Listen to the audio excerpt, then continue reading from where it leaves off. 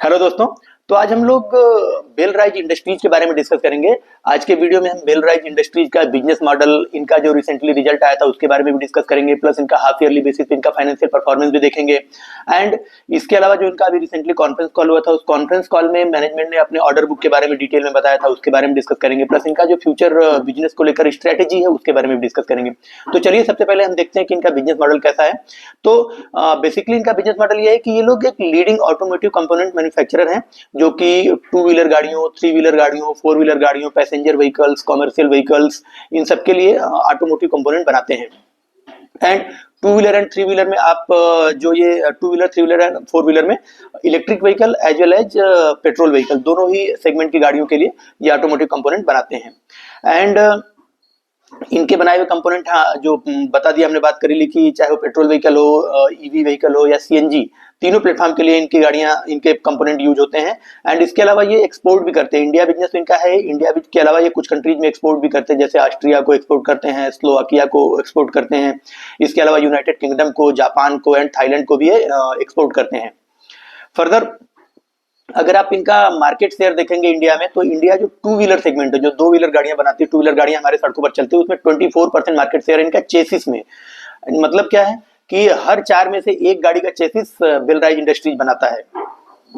And further अगर आप इनका प्रोडक्ट पोर्टफोलियो देखें, तो प्रोडक्ट पोर्टफोलियो में इनके पास 1000 से ज्यादा टाइप्स के प्रोडक्ट ये लोग मैन्युफैक्चर करते हैं, जिसमें अलग अलग ग्रेडिंग है। जैसे कि अगर आप शीट मेटल प्रोडक्ट देखें इनके, तो शीट मेटल प्रोडक्ट में ये लोग चेसिस बनाते हैं, एग्जॉस्ट सिस्टम जो होता है वो बनाते हैं, इसके अलावा जो हैंडल बार होता है टू व्हीलर सेगमेंट में वो बनाते हैं, स्टैंड्स ये लोग मैन्युफैक्चर करते हैं। एंड अगर आप पॉलीमर प्रोडक्ट देखेंगे, तो पॉलीमर प्रोडक्ट क्या होता है, बेसिकली जो प्लास्टिक के प्रोडक्ट होते हैं वो, तो उसमें प्लास्टिक प्रोडक्ट में, पॉलीमर प्रोडक्ट में लोग फेंडर बनाते हैं, वाइजर्स बनाते हैं, जो काउल्स होते हैं वो बनाते हैं फोर व्हीलर गाड़ियों के लिए। एंड जो फोर व्हीलर गाड़ियों के लिए जो कवर्स होते हैं वो मैन्युफैक्चर करते हैं। एंड अगर आप इनका सस्पेंशन वाला पोर्टफोलियो देखें, तो सस्पेंशन सिस्टम में ये लोग फ्रंट फोर्क्स बनाते हैं, जो फ्रंट सस्पेंशन सिस्टम होता है वो बनाते हैं, प्लस इसके अलावा जो रियर सस्पेंशन सिस्टम होता है वो भी बनाते हैं। एंड स्टीयरिंग का जो कॉलम होता है, स्टीयरिंग जिसमें लगती है फोर व्हीलर गाड़ियों में, टू व्हीलर गाड़ियों में, वो स्टीयरिंग का पूरा कॉलम भी ये मैन्युफैक्चर करते हैं। एंड अगर आप इनका ब्रेकिंग सिस्टम देखें, तो ब्रेकिंग सिस्टम में ये ड्रम ब्रेक हो गए, डिस्क ब्रेक हो गए, तो ड्रम और डिस्क ब्रेक के असेंबली मैन्युफैक्चर करते हैं। एंड ईवी प्रोडक्ट्स के लिए, मतलब इलेक्ट्रिकल व्हीकल के लिए, ये लोग मोटर्स बनाते हैं। एंड इसके अलावा जो कंट्रोलर्स होते हैं वो मैन्युफैक्चर करते हैं, चार्जर्स मैन्युफैक्चर करते हैं। एंड इसके अलावा जो बैटरी रखने के लिए जो कंटेनर होता है टू व्हीलर सेगमेंट में या फोर व्हीलर गाड़ियों में, उसको भी ये मैन्युफैक्चर करते हैं। प्लस इनकी अगर मैन्युफैक्चरिंग यूनिट्स आप देखें, तो मैन्युफैक्चरिंग यूनिट्स इनके पास टोटल 15 मैन्युफैक्चरिंग यूनिट है इंडिया में, जो कि 10 अलग अलग सिटीज में है और 9 अलग अलग स्टेट्स में है। अगर आप इनका आगे का कैपेक्स देखते हैं, तो ये 3 नए प्लांट मैन्युफैक्चर कर सेटअप कर रहे हैं। 3 नए प्लांट जो ये सेटअप कर रहे हैं, वो एक प्लांट तो चेन्नई में सेटअप कर रहे हैं, दूसरा प्लांट ये लोग भिवाड़ी में सेटअप कर रहे हैं राजस्थान में, एंड तीसरा प्लांट ये लोग महाराष्ट्र में पुणे में सेटअप कर रहे हैं। और अगर आप इनके क्लाइंटेल की लिस्ट देखें, तो इनके क्लाइंटेल में आपको इंडिया के जितने भी top two wheeler, four wheeler segment में कंपनी है जो मैन्युफैक्चर करती है ओरिजिनल इक्विपमेंट, जो गाड़ियां बनाती हैं, वो सारे सारे इनके क्लाइंट्स है। इधर वो बजाज हो, इधर वो होंडा मोटर्स एंड स्कूटर्स हो, या फिर रॉयल एनफील्ड हो, हीरो मोटोकार भी इनका क्लाइंट है, टाटा मोटर्स इनका क्लाइंट है, जगुआर लैंड रोवर इनका क्लाइंट है, इसके अलावा वीई कॉमर्शियल के नाम से कंपनी, वो इनका क्लाइंट है। एंड बहुत सारे ऐसे क्लाइंट्स इनके साथ अभी ऑनबोर्ड हुए, जिनके नाम को इन्होंने कॉन्फिडेंशियल रखा है, इनको अभी डिस्क्लोज नहीं किया इन्होंने, जिसमें leading two wheeler electric vehicle कंपनियां इंडिया में, अभी इन्होंने नाम तो नहीं बताया, लेकिन मे बी ओला या एथर हो सकता है, वो इनका क्लाइंट हो सकता है। तो दोस्तों ये था इनका बिजनेस मॉडल, जिसको हमने शॉर्ट में डिस्कस किया। डिटेल में मैंने एक पुराना वीडियो बनाया हुआ है, जिसमें मैंने इनका बिजनेस मॉडल डिटेल में डिस्कस किया है। अगर आपको देखना है तो Q1 का वीडियो आप देख सकते हैं। चलिए फर्दर आगे हम देखते हैं कि इन्होंने अपने ओपनिंग रिमार्क में क्या क्या चीजें बताई हैं।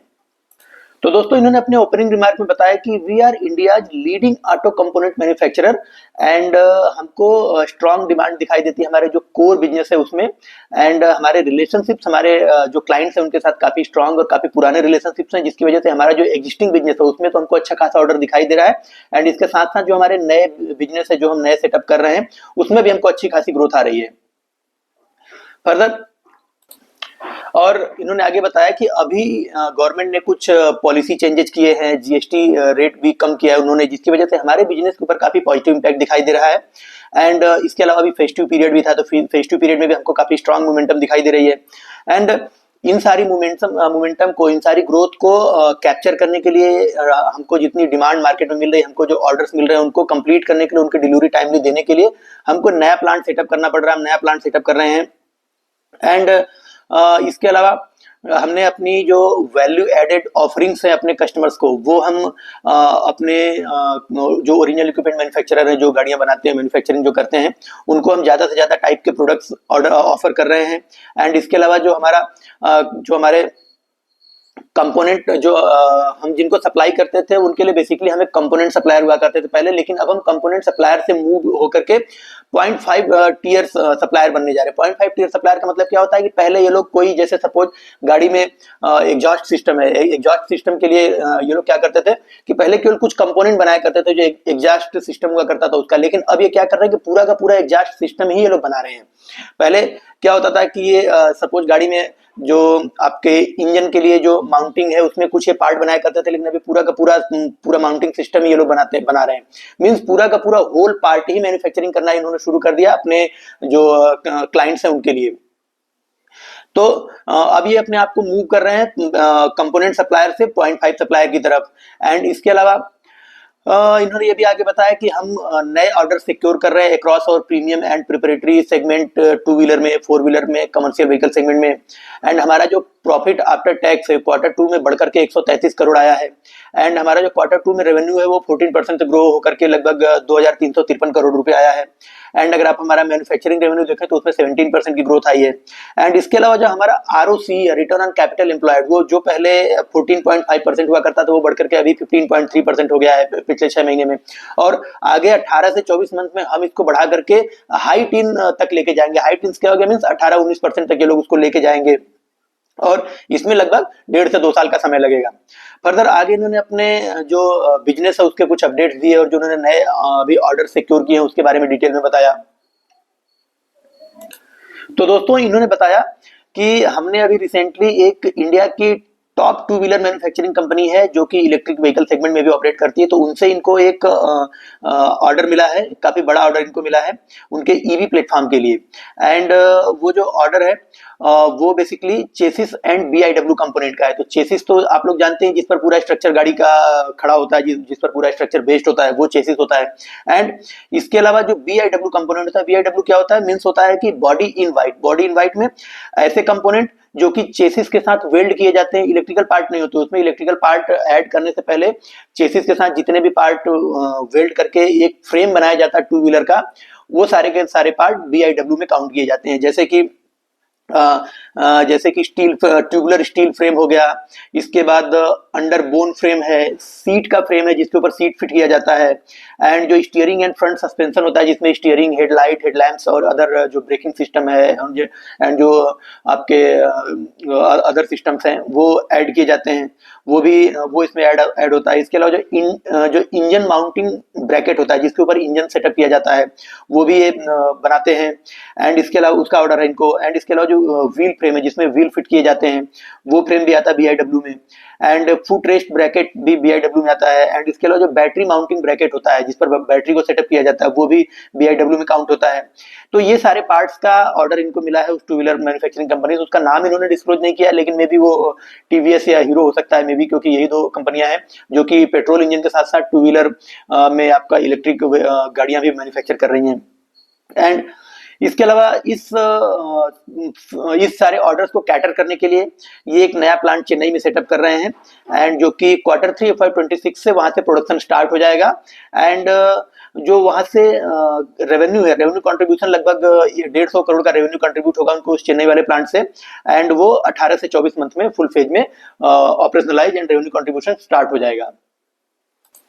इसके अलावा इनको दूसरा ऑर्डर मिला है सस्पेंशन सिस्टम बनाने के लिए, काफी बड़ा ऑर्डर है इनको मिला हुआ, और वो 2 व्हीलर एंड 3 व्हीलर बनाने वाली एक लीडिंग मैन्युफैक्चरिंग कंपनी इंडिया की, उससे इनको ये ऑर्डर मिला है, और उसकी डिलीवरी क्वार्टर 4 26 से ये स्टार्ट कर देंगे।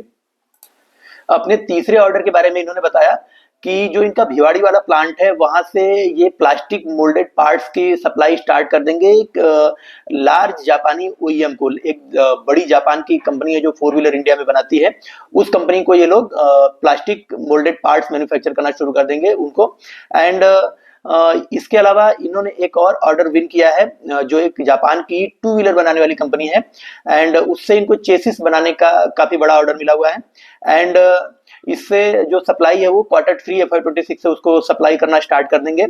एंड ये व्हीकल जो ये टू व्हीलर है, ये two wheeler export oriented two wheeler है, मींस इंडिया में उसकी सेल शायद नहीं करेंगे लोग, उसको एक्सपोर्ट ही होगा।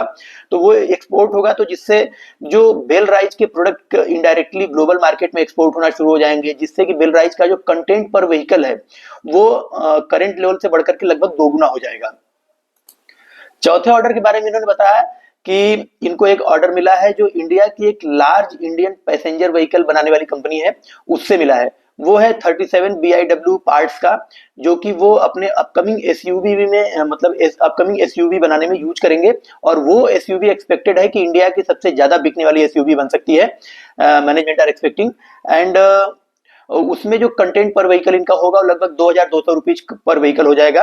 एंड इसके अलावा ये जो प्रोडक्ट ये सप्लाई करेंगे, जो 37 BIW पार्ट्स हैं, ये प्रोडक्ट ये लोग अपने पुणे वाली फैसिलिटी से मैन्युफैक्चर करेंगे और वहीं से इस ओईएम को सप्लाई करेंगे।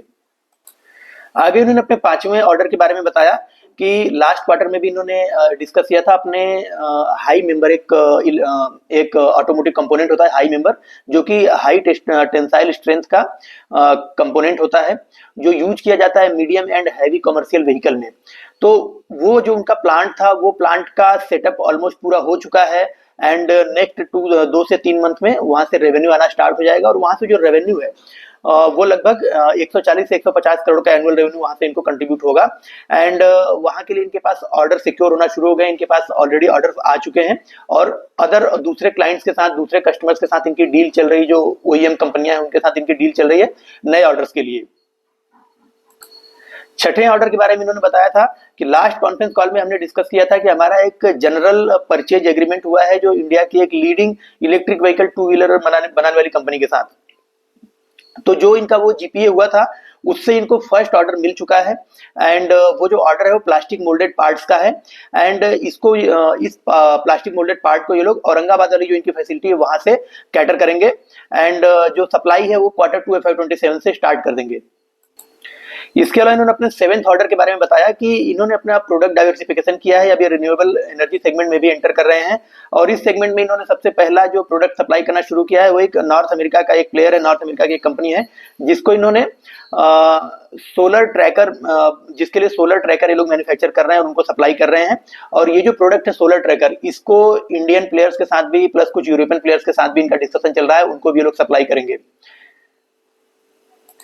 नेक्स्ट इन्होंने अपने जो 8th ऑर्डर है, 8वां ऑर्डर है, उसके बारे में इन्होंने डिस्कस किया कि हमने अभी एक ऑर्डर सिक्योर किया है जो इंडिया की एक leading defence OEM manufacturer company है उसके साथ। एंड वो जो ऑर्डर है वो आर्मर्ड व्हीकल बनाने का है। आर्मर्ड व्हीकल मींस ऐसी गाड़ियां जिनमें इंटरनली आप आर्मी अपने हथियार भी रख सकती है, प्लस वो बाहर से फुली कवर्ड होते हैं, बुलेट प्रूफ होते हैं, एंड बाकी जो स्टोन पेल्टिंग के से बचाते हैं फौजियों को, आर्मी वालों को, वैसी गाड़ियां हैं।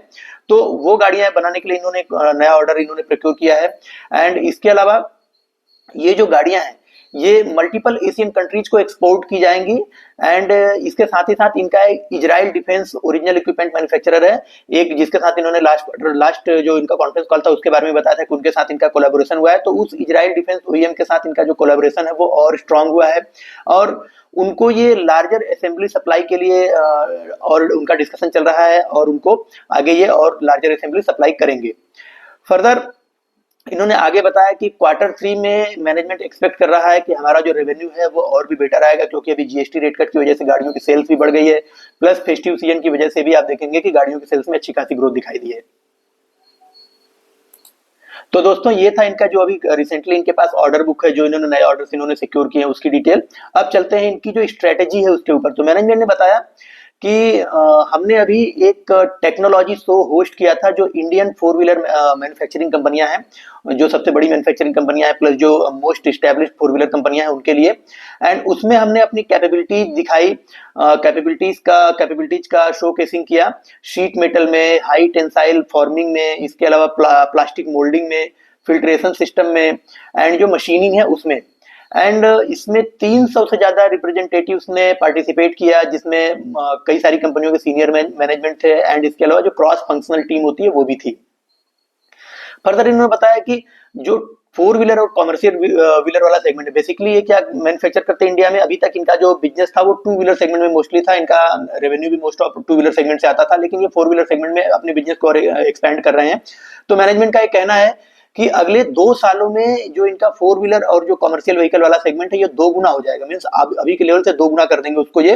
एंड जो हाफ ईयरली रेवेन्यू इनका अभी आया है उसमें भी अगर देखेंगे तो जो फोर व्हीलर और कमर्शियल व्हीलर वाला कमर्शियल व्हीकल वाला सेगमेंट है उसमें इनका रेवेन्यू पिछले हाफ ईयर के कंपैरिजन में 52% से ग्रो हुआ है। एंड इसके अलावा ये अपने बिजनेस का और डाइवर्सिफिकेशन कर रहे हैं, नए नए सेगमेंट में एंटर कर रहे हैं। कुछ नॉन ऑटो सेगमेंट जिसमें एंटर कर रहे हैं उनमें से कुछ है जैसे कंज्यूमर इलेक्ट्रॉनिक्स, जैसे वॉशिंग मशीन है, फ्रिज है, टीवी है, तो जो हम घरों में यूज करते हैं उस सेगमेंट में एंटर कर रहे हैं। उसको प्रोडक्ट मैन्युफैक्चरिंग नहीं कर रहे हैं उसकी, बल्कि उसकी जो प्लास्टिक मोल्डिंग शीट होती है, जो बॉडी होता है, जो स्ट्रक्चर होता है बाहर का, वो ये मैन्युफैक्चर करेंगे। एंड इसके अलावा कंज्यूमर ड्यूरेबल्स बना रहे हैं, एरोस्पेस एंड डिफेंस में भी एंटर कर रहे हैं, एंड इसके अलावा रिन्यूएबल्स में भी, रिन्यूएबल्स एनर्जी के सेगमेंट में एंटर कर रहे हैं। अभी एक नॉर्थ अमेरिकन प्लेयर को उन्होंने सप्लाई करना शुरू भी कर दिया प्रोडक्ट।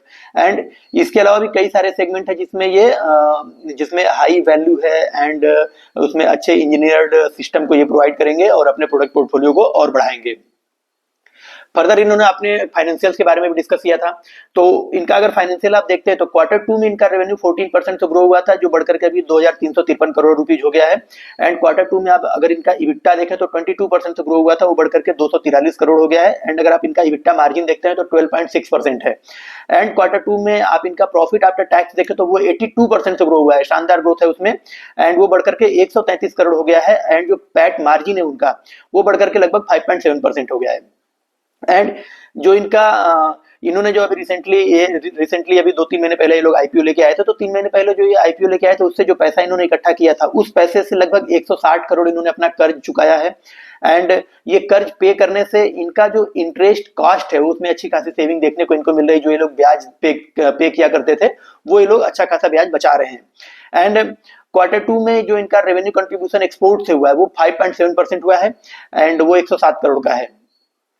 प्लस अगर आप इनका रेवेन्यू कंट्रीब्यूशन इनके सेगमेंट वाइज देखेंगे तो जो टू व्हीलर और थ्री व्हीलर वाला सेगमेंट है उससे 81.1% रेवेन्यू इनका कंट्रीब्यूट होता है, और जो पैसेंजर व्हीकल वाला सेगमेंट है उससे 4.9% रेवेन्यू कंट्रीब्यूट होता है पैसेंजर व्हीकल में, जो फोर व्हीलर सेगमेंट जैसे कारें हैं।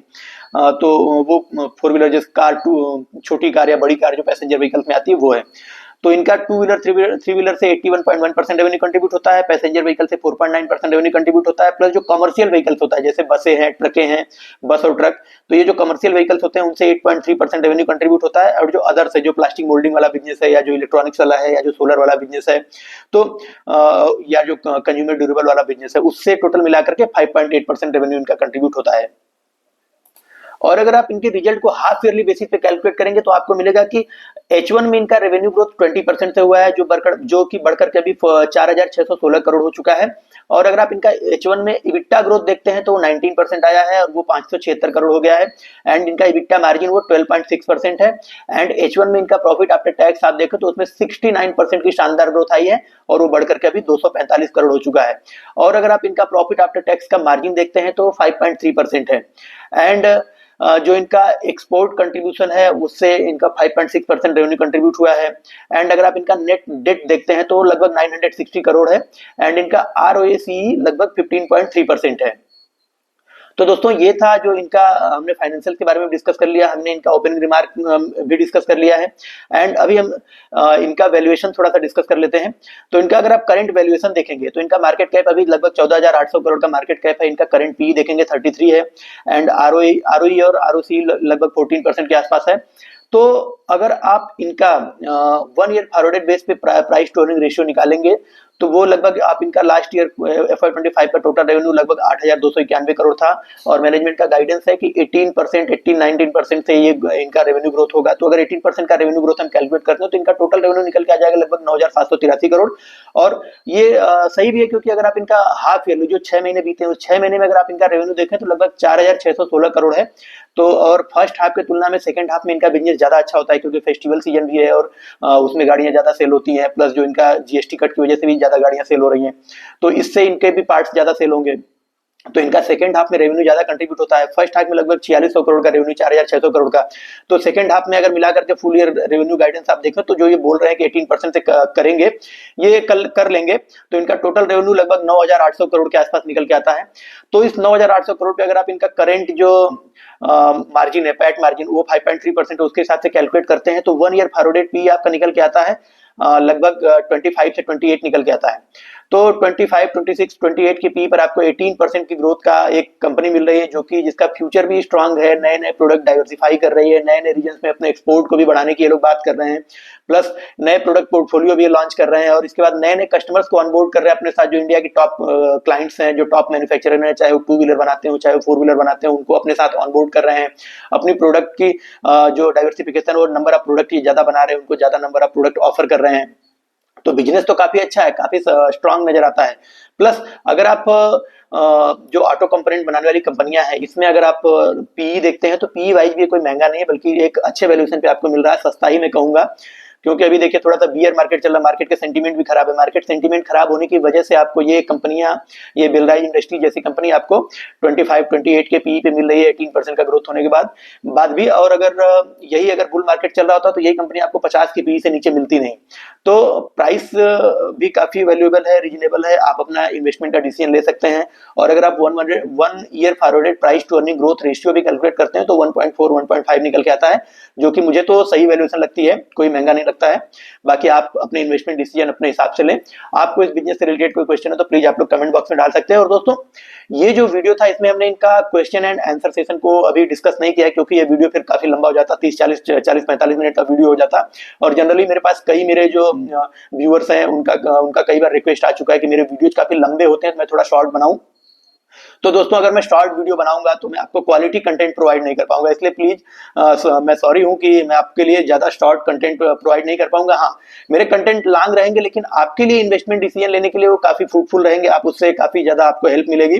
एंड मैं ये कर सकता हूँ कि जो ऐसी कंपनियां हैं जिनका कॉन्फ्रेंस कॉल काफी लंबा है, तो उसको मैं 2 पार्ट में बना के आपके सामने रख सकता हूँ। जैसे मैं बेलराइज इंडस्ट्रीज का कॉन्फ्रेंस कॉल ये काफी लंबा था, तो मैंने एक पार्ट में इनका जो वैल्यूएशन है, इनका जो बिजनेस मॉडल है, प्लस जो इनका इनिशियल रिमार्क होता है, स्टार्टिंग रिमार्क होता है मैनेजमेंट का, प्लस जो इनके ऑर्डर बुक है उसके बारे में डिटेल किया है, डिटेल वीडियो बनाया है ये। अगला एक और वीडियो इसका मैं बनाऊंगा जिसमें मैं इनका जो क्वेश्चन एंड आंसर है वो मैं डिटेल में डिस्कस करूंगा आप लोगों के साथ। तो दोस्तों, आप लोग अपने कमेंट बॉक्स में कमेंट जरूर लिख कर डालें। I will try to answer all your questions. Thank you.